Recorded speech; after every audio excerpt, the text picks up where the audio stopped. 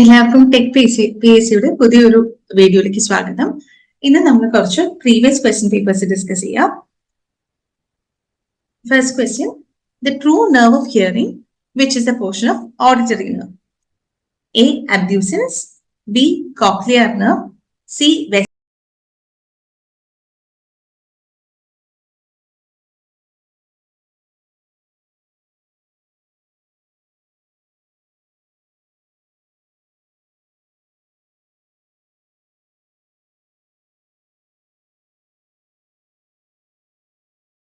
vestibular nerve and the trochlear nerve. True nerve of hearing അല്ലെങ്കിൽ ഇയറിൽ നമ്മുടെ ഹിയറിംഗിന് റെസ്പോൺസിബിൾ ആയിട്ടുള്ള നെർവ് ഏതാണെന്നാണ് question.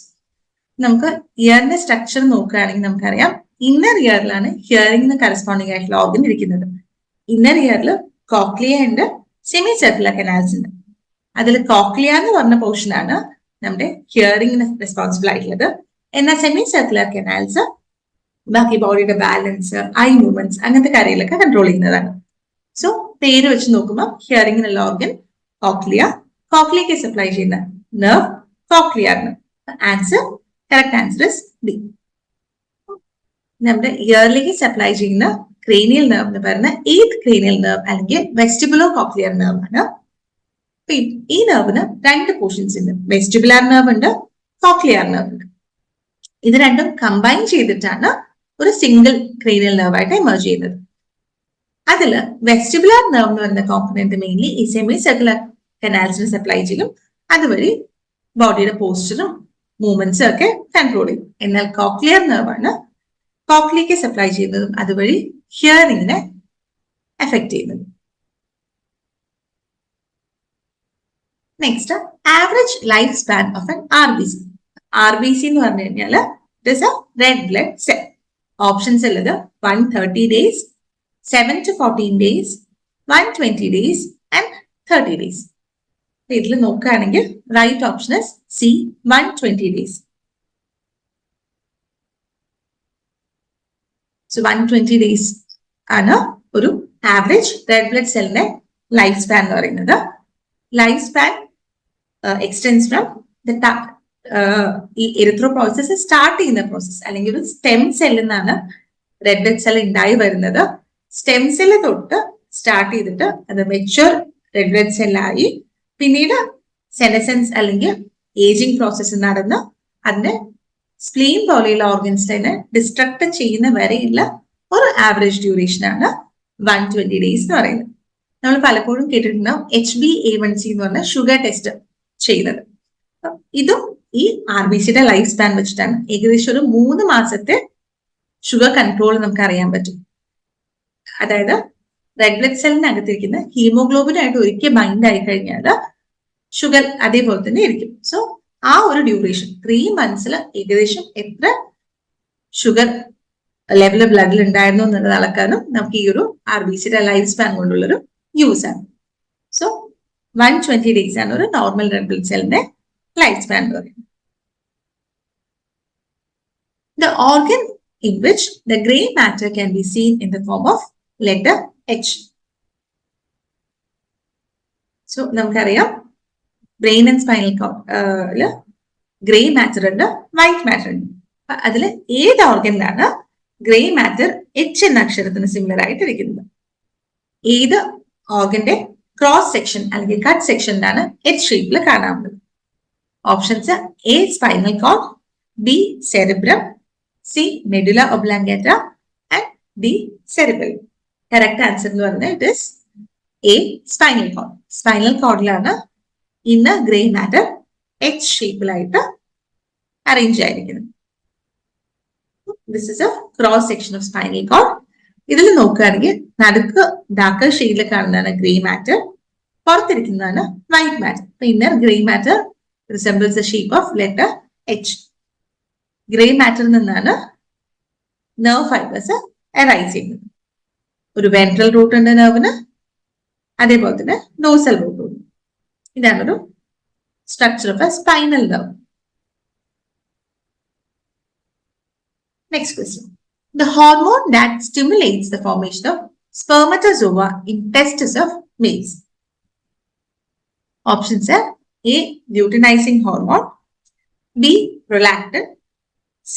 ACTH, and D. FSH.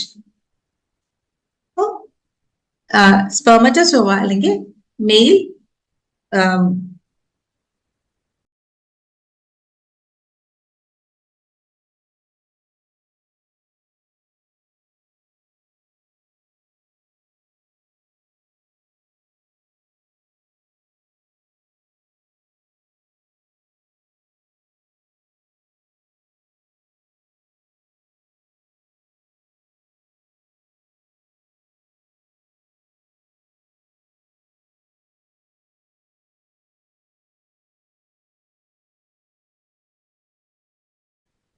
Sperms എങ്ങനെയാണ് ഏത് ഹോർമോണിന്റെ ഇൻഫ്ലുവൻസിലാണ് ടെസ്റ്റിസിൽ ഉണ്ടാക്കപ്പെടുന്നത്?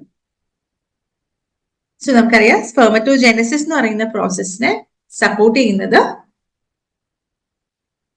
മെയിൻ ഹോർമോൺ എന്ന് പറഞ്ഞാൽ ലൂട്ടിനൈസിങ് ഹോർമോൺ ആണ്. ഈ ലൂട്ടിനൈസിങ് ഹോർമോൺ ടെസ്റ്റിസിന്റെ മുകളിൽ ആക്ട് ചെയ്യുമ്പോൾ ആണ് സ്പെർമറ്റോജെനസിസ് അല്ലെങ്കിൽ സ്പെർം പ്രൊഡക്ഷൻ നടക്കുന്നത്. ടെസ്റ്റോസ്റ്റിറോണിനെ പ്രൊഡ്യൂസ് ചെയ്യും, അതുവഴി സ്പെർമറ്റോജെനസിസ് ആക്ടിവേറ്റ് ആവും. ലൂട്ടിനൈസിങ് ഹോർമോൺ എന്ന് പറയുന്ന ഹോർമോൺ മെയിൻലി എഫക്ട്സ് സ്പെർമറ്റോജെനസിസ്. നമ്മുടെ ബ്രെയിനിൽ ഇരിക്കുന്ന ഹൈപ്പോതലാമസ് ഉണ്ട്, പിറ്റ്യൂട്ടറി ഉണ്ട്. അതിൽ പിറ്റ്യൂട്ടറി എന്ന് പറയുന്ന ഗ്ലാൻഡ് ആണ് ലൂട്ടിനൈസിങ് ഹോർമോണും അതേപോലെ തന്നെ ഫോളിക്കിൾ സ്റ്റിമുലേറ്റിംഗ് ഹോർമോൺ FSH ഈ രണ്ട് ഹോർമോൺസിനെ ഉണ്ടാക്കുന്നത്. സോ ഹൈപ്പോതലാമസിന് GnRH എന്ന് പറയുന്ന ഹോർമോൺ വന്നു കഴിയുമ്പോൾ അതിന്റെ ഇൻഫ്ലുവൻസിൽ പിറ്റ്യൂട്ടറി ഗ്ലാൻഡ് എന്ന് LHഉം FSHഉം റിലീസ് ചെയ്യും. അതിൽ ഈ LH പോയിട്ട് ആക്ട് ചെയ്യുന്നത് ഫീമെയിൽസിലാണെങ്കിൽ ഓവറിയിലും മെയിൽസിലാണെങ്കിൽ ടെസ്റ്റിസിലും. സോ ടെസ്റ്റിസില് ലേഡിക് സെൽസിന്റെ മുകളിൽ ആക്ട് ചെയ്തിട്ടാണ് അത് ടെസ്റ്റോസ്റ്റിറോൺ ഉണ്ടാക്കും. അതുവഴി സ്പെർമറ്റോജെനസിസ് അല്ലെങ്കിൽ സ്പെർം പ്രൊഡക്ഷന് ഹെൽപ്പ് ചെയ്യും. ഇതാണ് overall hormonal cycle that happens in the production of sperm. Next, the pacemaker of heart. A. Caudate tendinae, B. SA node, C. bundle of His, and D. papillary muscles. ഇതിലെ options നോക്കുകയാണെങ്കിൽ നമുക്കറിയാം caudate tendinae, papillary muscles ഒക്കെ muscle fibre related ആയിട്ടുള്ള components ആണ്. നമുക്ക് B നോക്കുകയാണെങ്കിൽ സൈനോ atrial node, SA node. ഇപ്പൊ node ആയിരിക്കും ഓൾമോസ്റ്റ് ഒരു പേര് വെച്ച് നമുക്ക് നോക്കുമ്പോൾ തന്നെ അറിയാം ഒരു ഇലക്ട്രിക്കൽ വേവ് ജനറേറ്റ് ചെയ്യുന്ന ആള് ബി എന്ന് പറയുന്ന ഓപ്ഷനാണ്.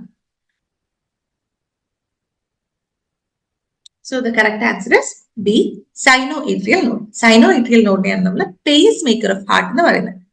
ഇലക്ട്രിക്കൽ ഇമ്പൾസ് ഹാർട്ട് ഫംഗ്ഷൻ ചെയ്യാനായിട്ടുള്ള ഇലക്ട്രിക്കൽ ഇമ്പൾസ് സൈനോ ഏട്രിയൽ നോഡിന് സ്റ്റാർട്ട് ചെയ്യും, which is located in the right atrium. ഹാർട്ടിന്റെ റൈറ്റ് അപ്പർ ചേംബർ അല്ലെങ്കിൽ റൈറ്റ് ഏട്രിയത്തിലാണ് സൈനോഏട്രിയൽ നോഡ് ലൊക്കേറ്റഡ് ആയിരിക്കുന്നത്. അവിടുന്ന് അത് ലെഫ്റ്റ് ഏട്രിയത്തിലോട്ടും ബാക്കിയുള്ള വെൻട്രിക്കിൾസിലോട്ടും സ്പ്രെഡ് ഔട്ട് ചെയ്യും. അതുവഴിയാണ് കൺട്രാക്ഷൻ അല്ലെങ്കിൽ ഇലക്ട്രിക്കൽ മൂവ്മെന്റ്സ് ജനറേറ്റഡ് ആയിട്ട് വരുന്നത്. Next, the specially altered sweat glands in the skin of ear. ചെവിയുടെ സ്കിന്നിൽ കാണുന്ന സ്പെഷ്യലൈസ്ഡ് ആയിട്ടുള്ള സ്വെറ്റ് ഗ്ലാൻഡ്സ് ഏതൊക്കെയാണ്? Options are a. Brunner's gland, b. Sebaceous gland, c. Meibomian gland, and d. Ceruminous gland. So correct answer here is ceruminous gland. ഇതിൽ meibomian gland ഐയിൽ കാണുന്നതാണ്. Sebaceous glands normal സ്കിന്നിലൊക്കെ കാണുന്നതാണ്, അല്ലെങ്കിൽ സ്കാൽപ്പിലൊക്കെ കാണുന്നതാണ് സീബം പ്രൊഡ്യൂസ് ചെയ്യുന്നത്. So coming to ceruminous gland. Ceruminous gland എന്ന് പറയുന്നത് ഒരു മോഡിഫൈഡ് അപ്പോക്രൈൻ സ്വെറ്റ് ഗ്ലാൻഡ് ആണ്. എക്സ്റ്റേണൽ ഇയർ കനാൽ അല്ലെങ്കിൽ ഔട്ടർ ഇയർ കനാലിന്റെ ഇന്നർ ലൈനിങ്ങിൽ കാണുന്നതായിട്ടാണ്, ലൈനിങ് സ്കിന്നിലാണ് ഇതിനെ കാണുന്നത്. മെയിൻ ഫംഗ്ഷൻ എന്ന് പറയുന്നത് സെറുമെൻ അല്ലെങ്കിൽ ഇയർ വാക്സിനെ സെക്രീറ്റ് ചെയ്യും. സോ അതുവഴി ഇയർ വാക്സ് സെക്രീറ്റ് ചെയ്യുന്നത് വഴി അതിന്റെ ഫങ്ഷൻസ് ഒന്ന് ഇയറിന്റെ ഡ്രൈ അല്ലെങ്കിൽ ഡീഹൈഡ്രേഷൻ പ്രിവെന്റ് ചെയ്യും. പിന്നെ എന്തെങ്കിലുമൊക്കെ insects direct entry and injury to the year prevent ചെയ്യും. ഇൻസെക്ട്സ് के trapped in this ear box. Sticky ആയിട്ടുള്ള ഇയർ വാക്സിനകത്ത് ട്രാപ്ഡ് ആയി പോകും. അതുവഴി ഇൻസെക്ട് റിലേറ്റഡ് ഇഞ്ചുറി നമുക്ക് അവോയ്ഡ് ചെയ്യാൻ പറ്റും. ആൻഡ് ഇനി ഫോറിൻ ഒബ്ജക്ട്സും ഇതേപോലുള്ള എൻട്രി പ്രിവെന്റ് ചെയ്യാൻ പറ്റും. അതുവഴി ടിംപാനിക് മെംബ്രെയിൻ അല്ലെങ്കിൽ ഇയറിന്റെ മെംബ്രെയിനെ പ്രൊട്ടക്ട് ചെയ്യാൻ വേണ്ടിയിട്ടാണ് ഇയർ കനാലില് വാക്സിനെ സെക്രീറ്റ് ചെയ്യുന്നത്. വാക്സിനെ സെക്രീറ്റ് ചെയ്യുന്ന ഗ്ലാൻഡിന്റെ പേരാണ് സെറുമിനസ് gland. Next question. The volume of air that can be passed in and out of the lungs by forcible inspiration and expiration. ഒരു ഫോഴ്സ്ഫുൾ ആയിട്ടുള്ള ഇൻസ്പിറേഷൻ ആൻഡ് എക്സ്പിറേഷൻ വഴി നമ്മുടെ ലങ്സിലേക്ക് ഇൻ ആൻഡ് ഔട്ട് ഫ്ലോ ചെയ്യുന്ന air വോളിയത്തിന്റെ പേര് എന്താണ്? Options: A tidal volume, B cardiac impulse, C vital capacity and D pulse pressure. അപ്പൊ ഇതിൽ നോക്കുകയാണെങ്കിൽ രണ്ട് ഓപ്ഷൻസ് ആണ് ലങ്ങിന് റിലേറ്റഡ് ആയിട്ട് അല്ലെങ്കിൽ ലങ് വോളിയംസ് റിലേറ്റഡ് ആയിട്ട് വരുന്നത്. ഒന്ന് tidal volume, second one is c vital capacity. So forceful tidal volume എന്ന് പറഞ്ഞു കഴിഞ്ഞാൽ it is actually the normal inflow outflow. Normal ഫോഴ്സിൽ എടുക്കുന്ന ഇൻഫ്ലോ ഔട്ട്ഫ്ലോ ആണ് ടൈഡൽ വോളിയം എന്ന് പറയുന്നത്. ആൻഡ് വൈറ്റൽ കപ്പാസിറ്റി ആണ് ഫോഴ്സ്ഫുൾ ആയിട്ട് നമ്മൾ എടുക്കുന്ന എയറിനെ മെഷർ ചെയ്യുന്നത്. Forceful inspiration and forceful expiration. So the answer is C, vital capacity. Now we will see what is different lung volumes and lung capacities. So lung volume എന്ന് പറഞ്ഞൊരു term ഉണ്ട്, lung capacity എന്ന് പറഞ്ഞൊരു term ഉണ്ട്. ഈ lung volume എന്ന് പറഞ്ഞു കഴിഞ്ഞാൽ സ്പൈറോമീറ്റർ പോലെയുള്ള ഇൻസ്ട്രുമെന്റ് യൂസ് ചെയ്തിട്ട് നമുക്ക് ഡയറക്റ്റ് ആയിട്ട് മെഷർ ചെയ്യാൻ പറ്റുന്ന ആ ഒരു പാരാമീറ്ററിനെയാണ് lung volume എന്ന് പറയുന്നത്. അതിൽ 4 ടൈപ്സ് ഉണ്ട്. ടൈഡൽ വോളിയം ഉണ്ട്, ഇൻസ്പിറേറ്ററി റിസർവ് വോളിയം ഉണ്ട്, എക്സ്പിറേറ്ററി റിസർവ് വോളിയം ഉണ്ട്, ആൻഡ് റെസിഡ്യൂവൽ വോളിയം ഉണ്ട്. ഇതിന്റെ ഒക്കെ വാല്യൂസ് സ്പൈറോമീറ്റർ മെഷർ ചെയ്യുന്നതിന് കറക്റ്റ് ആയിട്ട് കറസ്പോണ്ട് ചെയ്യും. ചെറിയ ചെറിയ വാല്യൂസ് ആണ് ഇതൊക്കെ. എന്നാൽ ലങ് കപ്പാസിറ്റി എന്ന് പറഞ്ഞു കഴിഞ്ഞാല് സ്പൈറോമീറ്ററിന് മെഷർ ചെയ്യാൻ പറ്റുന്ന ഒരു വാല്യൂ അല്ല, അതൊരു തിയറിറ്റിക്കൽ വാല്യൂ ആണ്. നമ്മൾ കാൽക്കുലേറ്റ് ചെയ്ത് കണ്ടുപിടിക്കേണ്ട ഒരു വാല്യൂ ആണ്. 4 തരം ലങ് കപ്പാസിറ്റീസ് ഉണ്ട്. വൈറ്റൽ കപ്പാസിറ്റി ഉണ്ട്, ഇൻസ്പിറേറ്ററി വോളിയം ഉണ്ട്, ഫങ്ഷണൽ റിസർവ് വോളിയം ഉണ്ട്, ആൻഡ് ടോട്ടൽ ലങ് കപ്പാസിറ്റി ഉണ്ട്. ഇതിന്റെ ഒക്കെ വാല്യൂസ് ഒന്നോ അല്ലെങ്കിൽ രണ്ടോ അതിൽ കൂടുതലോ ഉള്ള ലങ് വോളിയംസിനെ തമ്മിൽ കമ്പൈൻ ചെയ്തിട്ട് അല്ലെങ്കിൽ ആഡ് ചെയ്തിട്ട് 2 or 3 ലങ് വോളിയംസിനെ ആഡ് ചെയ്തിട്ട് കിട്ടുന്ന വാല്യൂ ആണ് ലങ് കപ്പാസിറ്റി എന്ന് പറയുന്നത്. അതുകൊണ്ട് തന്നെ ഈ ഒരു വാല്യൂ കുറച്ച് ലാർജ് വാല്യൂ ആയിരിക്കും കമ്പയർഡ് ടു ലങ് വോളിയം. ഇനി total lung capacity, vital capacity നമ്മൾ ഡിഫറൻസ് നോക്കുകയാണെങ്കിൽ ടോട്ടൽ ലങ് കപ്പാസിറ്റി എന്ന് പറഞ്ഞു കഴിഞ്ഞാൽ മാക്സിമം വോളിയം ഓഫ് എയർ നമ്മുടെ ലങ്സിന് ഒരു ലോങ് അല്ലെങ്കിൽ മാക്സിമം ഇൻഹലേഷൻ മാക്സിമം ബ്രെത്ത് എടുത്തു കഴിയുമ്പോൾ നമ്മുടെ ലങ്സിന് ഹോൾഡ് ചെയ്യാൻ പറ്റുന്ന മാക്സിമം വോളിയത്തിനെയാണ് നമ്മൾ ടോട്ടൽ ലങ് കപ്പാസിറ്റി എന്ന് പറയുന്നത്. എന്നാൽ വൈറ്റൽ കപ്പാസിറ്റി എന്ന് പറഞ്ഞു കഴിഞ്ഞാൽ നമുക്ക് ഫോഴ്സ്ഫുള്ളി എക്സ്പയർ ചെയ്യാൻ പറ്റുന്ന മാക്സിമം വോളിയം ഓഫ് എയർ, അതായത് മാക്സിമം ലോങ് ആയിട്ടുള്ള ഇൻഹലേഷൻ എടുത്തതിന് ശേഷം, ഫോഴ്സ്ഫുള്ളി എടുത്തതിന് ശേഷം നമുക്ക് ഫോഴ്സ്ഫുള്ളി എത്രമാത്രം എയറിനെ എക്സ്പയർ ചെയ്യാൻ പറ്റുമോ അതിനെയാണ് നമ്മൾ വൈറ്റൽ കപ്പാസിറ്റി എന്ന് പറയുന്നത്. ടോട്ടൽ ലങ് കപ്പാസിറ്റി 4 ലങ് വോളിയംസിന്റെ റിസൾട്ട് ആണ്. Tidal volume, inspiratory reserve volume, expiratory reserve volume, and ലങ്ങിൽ നമുക്ക് ബാക്കി കിടക്കുന്ന volume, that is residual volume. ഇത് 4ന്റെയും കൂടെ ടോട്ടലാണ് ടോട്ടൽ ലങ് കപ്പാസിറ്റി എന്ന് പറയുന്നത്. എന്നാൽ വൈറ്റൽ കപ്പാസിറ്റി നമുക്ക് പുറത്തേക്ക് കളയാൻ പറ്റുന്ന എമൗണ്ട് ആണ്. ദിസ് റെസിഡ്യൂവൽ വോളിയം എന്ന് പറയുന്നത് always stays in the lung. Lung നമ്മൾ ലൈവ് ആയിട്ടിരിക്കുന്ന നമ്മുടെ ലങ്ങിൽ എപ്പോഴും മെയിൻറ്റെയിൻ ചെയ്യപ്പെടുന്ന ഒരു വോളിയമാണ് റെസിഡ്യൂവൽ വോളിയം. അപ്പൊ ഇത് കൂട്ടാതെ നമുക്ക് എത്രമാത്രം എയർ പുറത്തോട്ട് കളയാൻ പറ്റും, അതായത് നോർമൽ ഫോഴ്സിൽ നമ്മൾ എക്സ്പയർ ചെയ്യുമ്പോൾ കളയുന്നത് ടൈഡൽ വോളിയം, പിന്നെ കുറച്ചുകൂടെ ഫോഴ്സ് കഴിഞ്ഞാൽ ഇൻസ്പിറേറ്ററി റിസർവ് വോളിയം പോകും, ആൻഡ് മാക്സിമം ഫോഴ്സ്ഫുള്ളി എക്സ്പയർ ചെയ്യുമ്പോൾ എക്സ്പിറേറ്ററി റിസർവ് വോളിയം കൂടെ പോകും. ഇത് 3ന്റെയും സമ്മാണ് വൈറ്റൽ കപ്പാസിറ്റി. ഈ ടോട്ടൽ ലങ് കപ്പാസിറ്റിനെ നമുക്ക് മെഷർ ചെയ്യാനായിട്ട് പ്ലെത്തിസ്മോഗ്രഫി അല്ലെങ്കിൽ ഗ്യാസ് ഡൈല്യൂഷൻ ടെക്നിക്സ് ഒക്കെ യൂസ് ചെയ്യണം. കാരണം അതിൽ നമുക്ക് പുറത്തേക്ക് വിട്ട് അളവെടുക്കാൻ പറ്റാത്ത ഒരു റെസിഡ്യൂവൽ വോളിയം എന്ന് പറഞ്ഞൊരു കോമ്പണന്റ് ഉണ്ട്. എന്നാൽ വൈറ്റൽ കപ്പാസിറ്റി നമുക്ക് എല്ലാം സ്പൈറോമെട്രി എന്ന് പറയുന്ന ടെസ്റ്റ് വെച്ച് മാത്രം കണ്ടുപിടിക്കാൻ പറ്റിയതാണ്. Next question. The area which receives images and impressions for interpretations in the occipital lobe of cerebrum. നമ്മുടെ ബ്രെയിനിലെ സെറിബ്രത്തില് ഓക്സിപിറ്റൽ ലോബില് ഏത് ഏരിയ ആണ് നമ്മുടെ ഇമേജ് പെർസെപ്ഷൻസിന് ഹെൽപ്പ് ചെയ്യുന്നത്? അതായത് നമ്മളൊരു വസ്തുവിനെ കണ്ടു കഴിഞ്ഞാൽ അതിന്റെ ഇമേജ് നമ്മുടെ കണ്ണിലെ റെറ്റിന റീഡ് ചെയ്തിട്ട് അത് ബ്രെയിനിലേക്ക് എത്തിക്കും. ബ്രെയിനിൽ മാപ്പ് ചെയ്ത് കഴിഞ്ഞിട്ടാണ് നമ്മൾ അതിനെ ഇന്റർപ്രറ്റ് ചെയ്യുന്നത്, മനസ്സിലാക്കിയെടുക്കുന്നത്. അപ്പൊ അതിൽ ഏത് ഏരിയ ആണ് ഈ ഇന്റർപ്രിട്ടേഷന് അല്ലെങ്കിൽ ഇമേജിനെ മനസ്സിലാക്കിയെടുക്കാൻ വേണ്ടി ഹെൽപ്പ് ചെയ്യുന്നത്? ഈ പേര് വെച്ച് നോക്കുന്നതിനറിയാം. മോട്ടോർ ഏരിയ എന്ന് പറഞ്ഞാൽ എന്തോ മൂവ്മെന്റ് റിലേറ്റഡ് ആണ്. ഓഡിറ്ററി ഏരിയ എന്ന് പറഞ്ഞാൽ ഹിയറിംഗ് റിലേറ്റഡ് ആണ്. പിന്നെയുള്ളത് സെൻസറി ഏരിയ ഉണ്ട്, വിഷ്വൽ ഏരിയ ഉണ്ട്. ഇതിൽ പേരുകൊണ്ട് തന്നെ നമുക്ക് മനസ്സിലാക്കാൻ പറ്റും വിഷ്വൽ ഏരിയ അല്ലെങ്കിൽ ഡി ആണ് ഓപ്ഷൻ. ഇനി വിഷ്വൽ ഏരിയ എന്ന് പറഞ്ഞു കഴിഞ്ഞാൽ ബ്രെയിനിന്റെ ഏത് പോർഷനാണ്? Primary visual cortex corresponds to area 17. Brodmann's areas ഉണ്ട് ബ്രെയിനില്. അതിൽ ഏരിയ 17 ആണ് പ്രൈമറി വിഷ്വൽ ഏരിയ എന്ന് പറയുന്നത്. അതിരിക്കുന്നത് കാൽക്രൈൻ സൾക്കസിന്റെ അപ്പർ ആൻഡ് ലോവർ ലിപ്സിലായിട്ടാണ്. ആ വിഷ്വൽ കോർട്ടെക്സിന്റെ അസോസിയേഷൻ ഒരു എക്സ്റ്റെൻസീവ് ആണ്. ഓക്സിപിറ്റൽ ലോബിനെ ഓൾമോസ്റ്റ് മൊത്തമായിട്ട് അത് കവർ ചെയ്യുന്നുണ്ട്. അപ്പൊ ഈ ചിത്രത്തിൽ നോക്കുകയാണെങ്കിൽ പർപ്പിൾ കളറിൽ ഷെയ്ഡ് ചെയ്തിരിക്കുന്നതാണ് നമ്മുടെ ഓക്സിപിറ്റൽ ലോബ് എന്ന് പറയുന്നത്.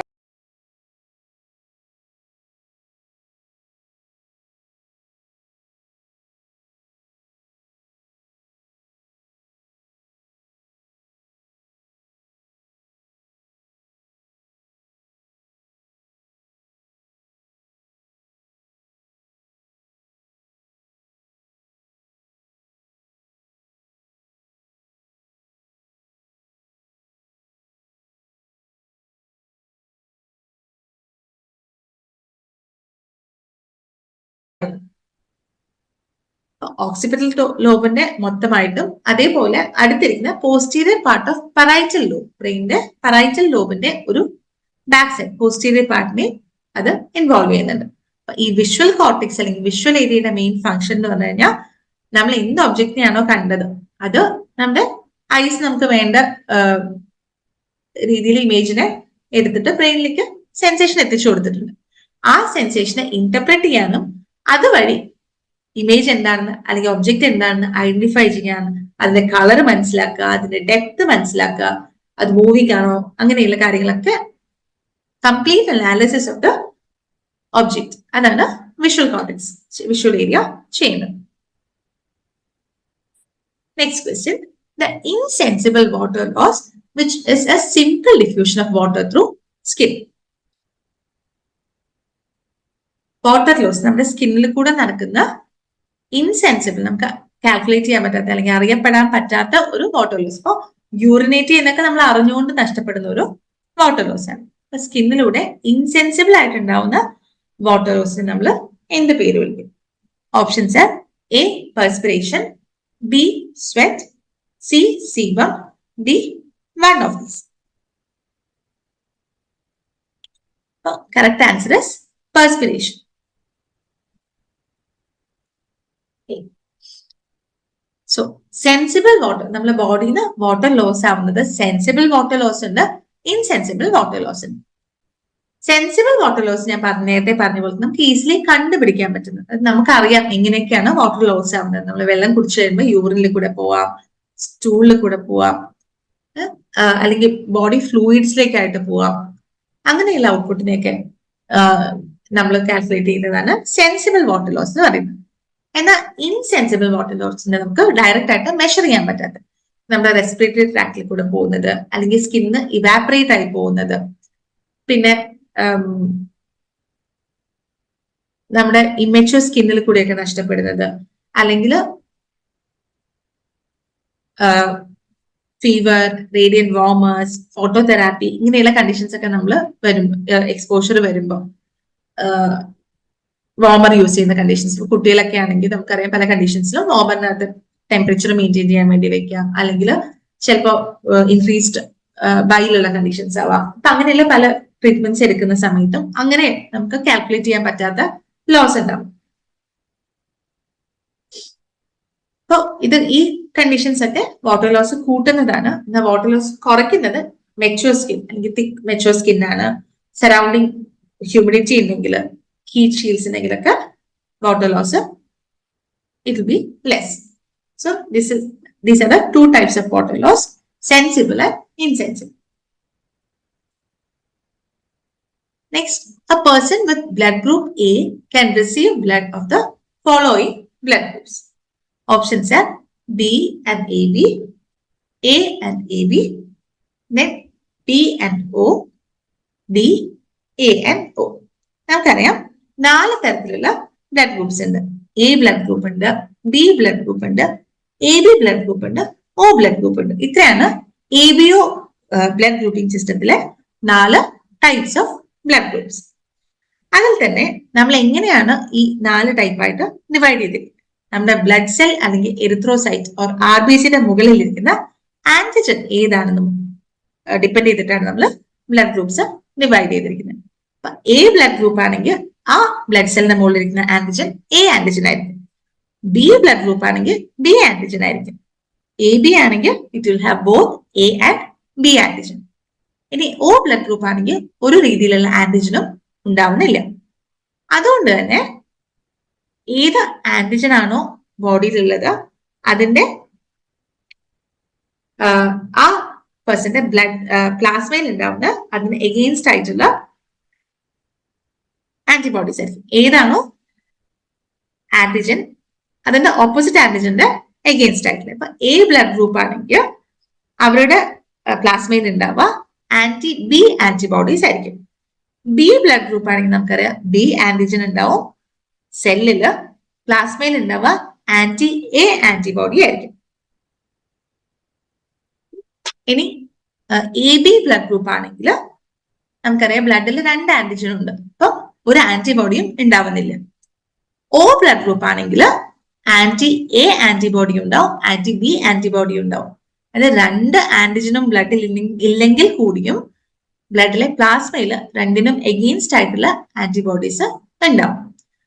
അപ്പോ എ ബ്ലഡ് ഗ്രൂപ്പുള്ള ഒരു വ്യക്തിക്ക് ആർക്കൊക്കെ ബ്ലഡ് കൊടുക്കാൻ പറ്റുമെന്ന് ചോദിച്ചു കഴിഞ്ഞാൽ എ ബ്ലഡ് ഗ്രൂപ്പുള്ള ആളുടെ ബ്ലഡിൽ എന്താ ഉള്ളത്? ബ്ലഡ് സെല്ലിൽ ഇരിക്കുന്ന എ ആന്റിജൻ ആണ്, പ്ലാസ്മയിലുള്ളത് ആന്റി ബി ആണ്.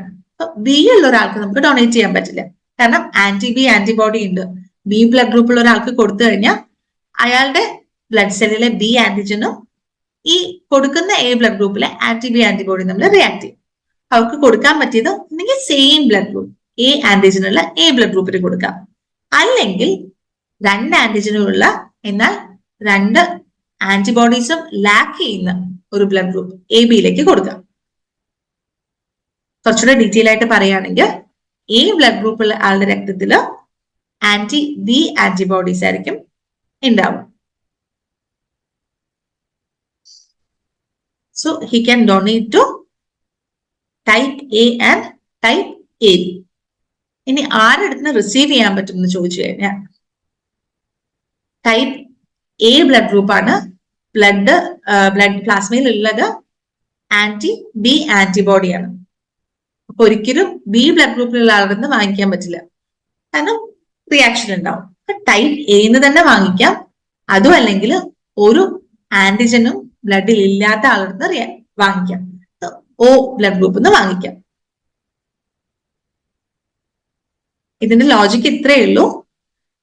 നമ്മുടെ ബ്ലഡിൽ ഏത് ആന്റിബോഡി ആണോ ഉള്ളത് അതിന് കറസ്പോണ്ടിങ് ആയിട്ടുള്ള ആന്റിജൻ ഉള്ള ആൾക്ക് നമുക്ക് ഡൊണേറ്റ് ചെയ്യാൻ പറ്റില്ല.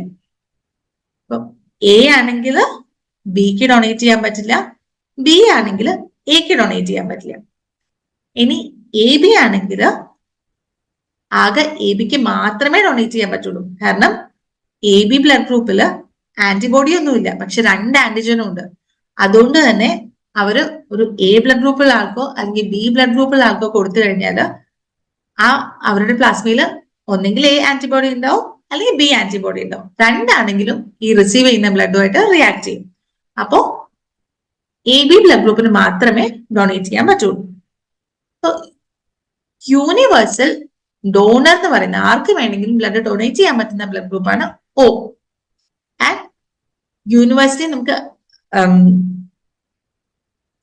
റിസീവ് ചെയ്യാൻ പറ്റുന്ന ആരുടെ നിന്നൊക്കെ റിസീവ് ചെയ്യാൻ പറ്റുന്ന ചോദിച്ചു കഴിഞ്ഞാൽ എ ബി ബ്ലഡ് ഗ്രൂപ്പ് ആണ് യൂണിവേഴ്സൽ റിസീവർ. എല്ലായിടത്തും എടുക്കാൻ പറ്റും. എയോ ബിയോ എ ബിയോ ഒയോ നാലിന് വേണമെങ്കിലും റിസീവ് ചെയ്യാൻ പറ്റും. Hope it's clear. Which of the following statement is or are correct about teeth hygiene? One, periodontal disease is the commonest cause of tooth loss. Two, enamel can repair by itself. Three, dental plaque is protecting teeth from caries. Halitosis is a term for bad breath. Teeth hygiene നോക്കുകയാണെങ്കിൽ ഇതില് options നോക്കുകയാണെങ്കിൽ last option ഹാലറ്റോസിസ് ഒരു term ആണ് which means bad breath. Option 4 correct ആണ്. Next we have third option is dental plaque is protecting teeth from caries. അത് ശരിയാണോ? അല്ല. കാരണം ഡെന്റൽ പ്ലാക്ക് എന്ന് പറയുന്നത് നമ്മുടെ പല്ലിന് ചുറ്റും ഡെവലപ്പ് ചെയ്യുന്ന ഒരു ബാക്ടീരിയ ഉണ്ടാക്കുന്ന ഒരു മെറ്റീരിയൽ ആണ് ഡെന്റൽ പ്ലാക്ക്. അത് ആസിഡ് റിച്ച് ആയിരിക്കും. അതുകൊണ്ട് തന്നെ അത് ഇനാമലിനെ കേടുവരുത്തുന്ന ഒരു സാധനമാണ്. ഫുഡിന്റെ ഒക്കെ എന്തൊക്കെ അംശമാണ് നമ്മുടെ പല്ലിൽ ബാക്കിയിരിക്കുന്നത് അതിന്റെ മുകളിൽ bacteria oral bacteria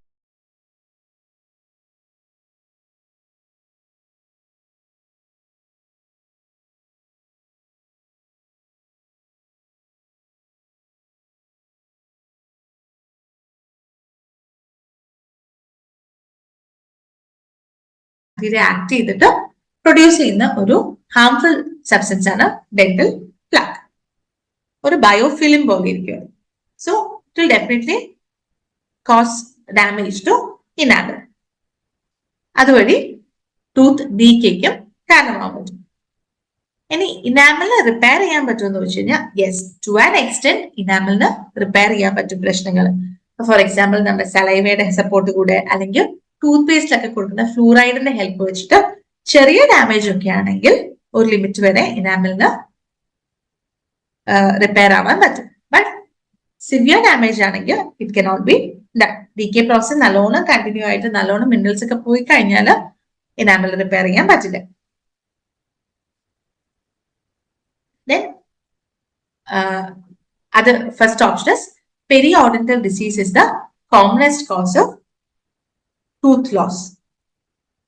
Periodontal disease അല്ലെങ്കിൽ periodontitis എന്ന് പറഞ്ഞു കഴിഞ്ഞാൽ this nothing but the infection of tissue surrounding teeth. ടീത്തിന്റെ ചുറ്റുമുള്ള ടിഷ്യൂ എന്ന് പറയുന്നത് ഗം ആണ്. അപ്പൊ ഗമ്മിന്റെ ഇൻഫെക്ഷനെയാണ്, ഒരു സീരിയസ് ഗം ഇൻഫെക്ഷനെയാണ് നമ്മൾ പെരിയോഡന്റൈറ്റിസ് എന്ന് പറയുന്നത്. അതിന്റെ റീസൺ എന്ന് പറയുന്നത് it is nothing but oral hygiene. Teeth hygiene oral hygiene നല്ലതല്ലാതിരിക്കുമ്പോഴാണ് ഗം ഇൻഫെക്ഷൻ അല്ലെങ്കിൽ പെരിയോഡന്റൈറ്റിസ് വരുന്നത്. പെരിയോഡന്റൈറ്റിസ് കാരണം ടൂത്ത് ലോസ് ഓൾഡ് ഏജിലൊക്കെ കോമൺ ആയിട്ട് അല്ലെങ്കിൽ ബാഡ് ഓറൽ ഹൈജീൻ ഉള്ളവരിലൊക്കെ കോമൺ ആയിട്ട് കാരണം ഒരു കോസ് ആണ് periodontal disease.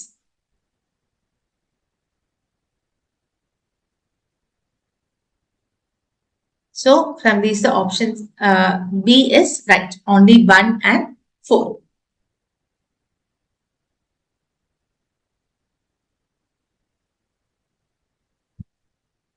Then explanation. Dental plaque എന്ന് പറഞ്ഞാൽ ഞാൻ പറഞ്ഞ പോലെ തന്നെ മൈക്രോ ഓർഗനിസംസ് അല്ലെങ്കിൽ bacteria, mainly bacteria, but it can also be fungi with the oral cavity. അത് ഡേർട്ടിന്റെ മുകളിൽ ആക്ട് ചെയ്തിട്ട് ഉണ്ടാക്കുന്ന ഒരു സ്റ്റിക്കി ആയിട്ടുള്ള മെറ്റീരിയൽ, ഒരു ബയോഫിലിം ആണ് ഡെന്റൽ പ്ലാക്ക് എന്ന് പറയുന്നത്. യൂഷ്വലി പെയിൽ യെല്ലോ അല്ലെങ്കിൽ ബ്രൗൺ കളറിലാണ് പ്ലാക്ക് ഉണ്ടാവുക. അത് പ്രോഗ്രസീവ്ലി ബിൽഡപ്പ് ആയി കഴിഞ്ഞാൽ ടൂത്ത് ഡീക്കേക്ക് കാരണമാവും. ഇനി ഇനാമലിന് ഞാൻ പറഞ്ഞ പോലെ തന്നെ ഒരു ലിമിറ്റ് വരെയാണ് സെൽഫ് റിപ്പയർ ചെയ്യാൻ പറ്റും with the help of minerals from saliva അല്ലെങ്കിൽ ഫ്ലൂറൈഡ്, ടൂത്ത് പേസ്റ്റിനൊക്കെയുള്ള ഫ്ലൂറൈഡിന്റെ ഹെൽപ്പോട് കൂടി. പക്ഷെ നല്ല രീതിക്ക് ഇനാമൽ ലോസ് വന്നു കഴിഞ്ഞാൽ അല്ലെങ്കിൽ മിനറൽ ലോസ് വന്നു കഴിഞ്ഞാൽ it cannot replenish itself. Periodontitis. Moving on to next question. The following are essential amino acids except 1. Phenylalanine, 2. threonine, 3. methionine, 4. valine. Options A1, B2, C3 and D none of these. അപ്പോൾ നമ്മുടെ ബോഡിയിലുള്ള amino ആസിഡ്സിനെ നമുക്ക് രണ്ടായിട്ട് തിരിക്കാം. Essential amino acids ഉണ്ട്, non essential amino acids ഉണ്ട്. അതില് essential amino acids mainly പറയുന്നത് histidine, isoleucine, leucine, lysine, methionine, phenylalanine, threonine, tryptophan and valine. ഇത്രയുമാണ് എസെൻഷ്യൽ അമിനോ ആസിഡ്സ്, നമ്മുടെ ഫുഡിൽ കൂടെ തന്നെ ഡിറൈവ് ചെയ്തെടുക്കേണ്ട amino acids. Non essential amino acids എന്ന് പറയുന്നത് alanine, arginine, asparagine, aspartic acid, cysteine, glutamic acid, glutamine, glycine, proline, selenocysteine, serine and tyrosine. ഇത് by heart ചെയ്യാൻ തന്നെ പറ്റുള്ളൂ. മെയിൻ പേരുകൾ നിങ്ങൾക്ക് പറ്റുന്ന രീതിയിൽ ഓർത്തു വയ്ക്കാം. ഓപ്ഷൻസ് ഒന്നുകൂടെ നോക്കുകയാണെങ്കിൽ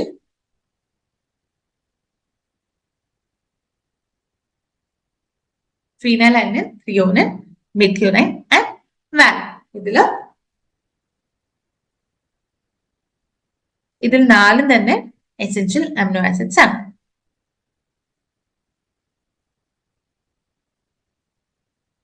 So the answer is D, none of the above.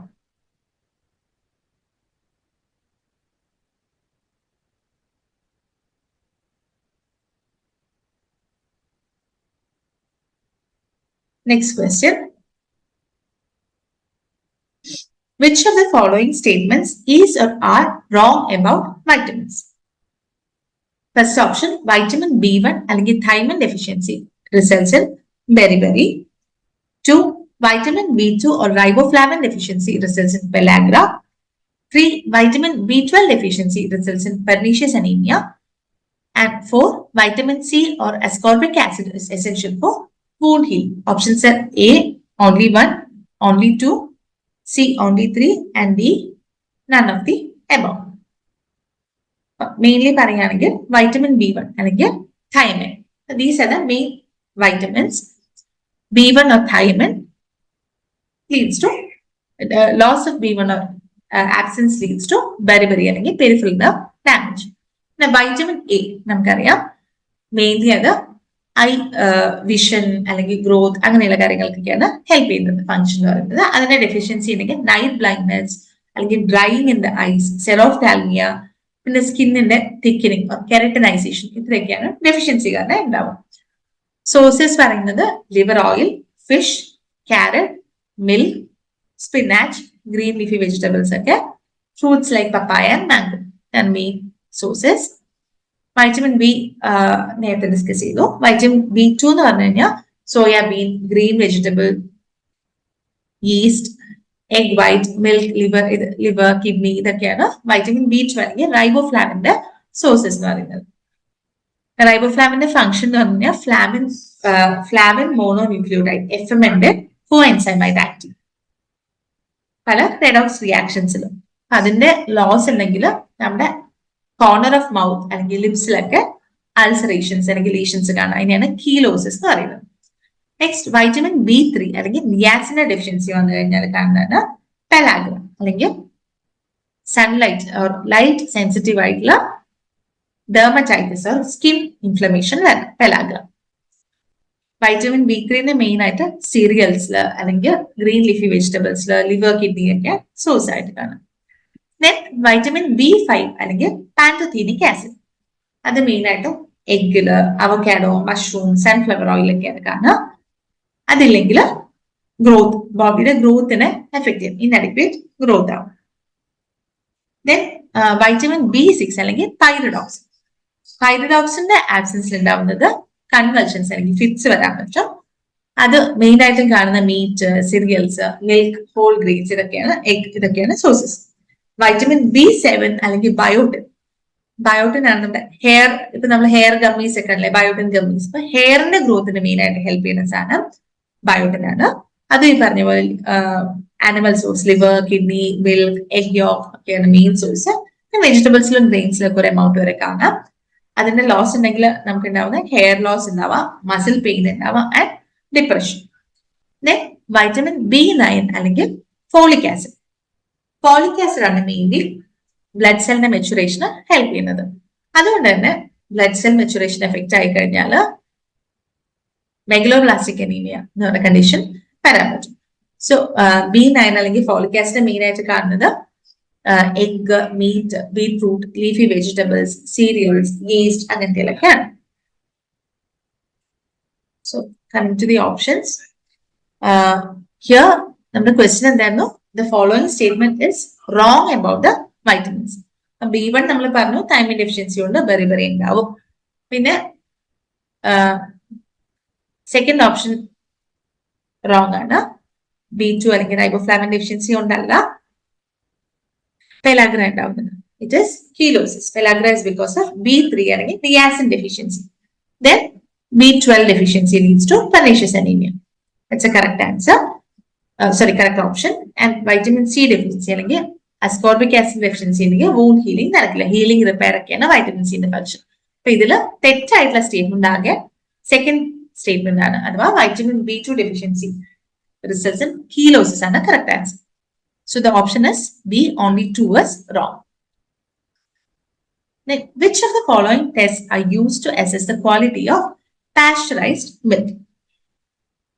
Pasteurized milk അല്ലെങ്കിൽ സേഫ് ഡ്രിങ്കിങ് മിൽക്ക് എന്ന് പറയുന്ന പാസ്ചറൈസ്ഡ് മിൽക്കിന്റെ ക്വാളിറ്റി അസസ് ചെയ്യാനായിട്ട് നമ്മൾ യൂസ് ചെയ്യുന്ന ടെസ്റ്റ് ഏതൊക്കെയാണ്?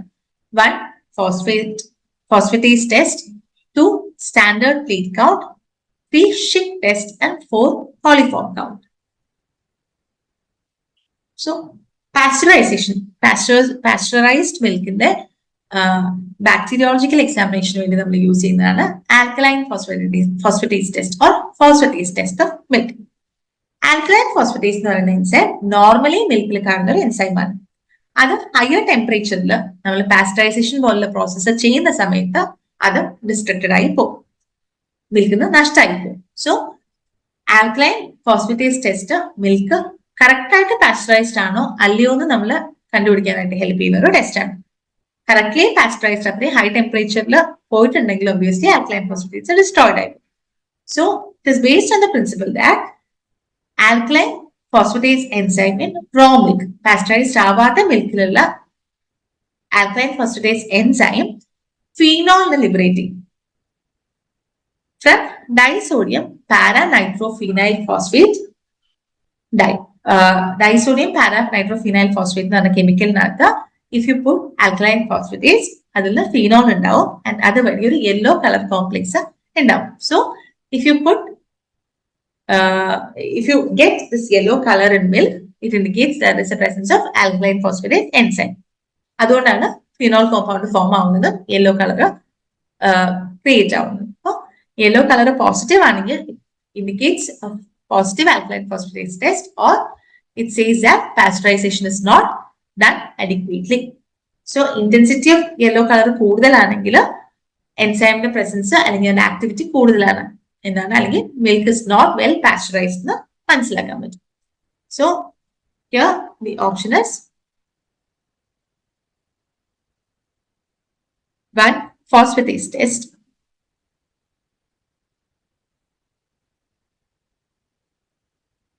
Then we have standard plate count. That standard plate count is normal bacterial count കണ്ടുപിടിക്കാനാണ്. So that also helps in testing the quality of milk. അല്ലെങ്കിൽ pasteurization adequate ആണോ, bacteria ഉണ്ടോ ഇല്ലയോ എന്ന് കണ്ടുപിടിക്കാൻ സ്റ്റാൻഡേർഡ് പ്ലേറ്റ് കൗണ്ട് എടുത്താലും പറ്റും. Then we have 4. Coliform count. ഈ കൊലയാണ് most common ആയിട്ടുള്ള ഒരു കണ്ടാമിനേറ്റിംഗ് ബാക്ടീരിയ. പ്രോപ്പർ കളക്ഷൻ ഒന്നും ഇല്ല, ഫിക്കൽ മാറ്റർ കണ്ടാമിനേറ്റഡ് ആണെങ്കിൽ ഈക്വൽ ആയി കാണാൻ പറ്റും. 1, 2 and 4 are the tests which are used to assess the quality of pasteurized milk. So the option is A. Only 1, 2 and 4 are the tests used to assess quality of pasteurized milk.